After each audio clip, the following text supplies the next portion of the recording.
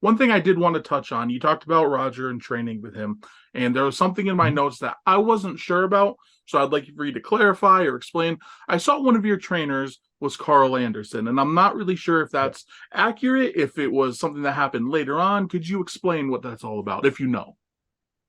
Yeah, so at the NWF, Rogers trained a lot of successful professional wrestlers. Jillian Hall, Abyss, Carl Anderson, Wildcat Chris Harris, and all of those guys, with the exception of Jillian Hall, have had a hand in helping to train me at some point in time over my career at the NWF. And all have had different levels of impact. Abyss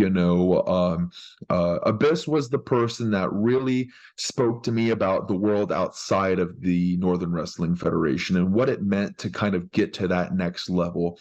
Abyss's psychology in the ring and out of the ring really helped transform me into being just a normal indie guy to being a television wrestler.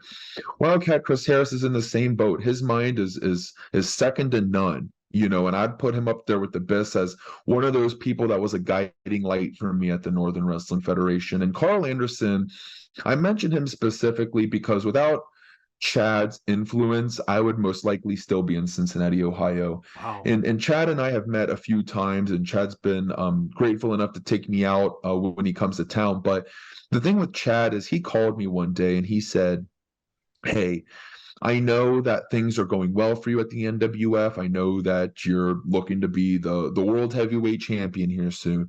But let me just challenge you and say this. Vince McMahon is not walking through the doors of Bone Crushers in Cincinnati, Ohio, unfortunately. You have to be able to expand and grow outside of the Northern Wrestling Federation." And so Chad said, "I don't know if it's California, if it's New York, if it's Florida. I don't know where you need to go. I can introduce you to some people in California, but you just need to go somewhere. You have the talent. You just need to get out there." And I never forget that call from Karl Anderson. I put that phone down. I walked into work the next day, put a 2-week notice on my desk, and packed up my car and moved out to California with no game plan in sight. I took that advice, and it was the best thing that ever happened to me personally and professionally, and I owe that to Chad. Wow, that's super cool. Even better than I expected.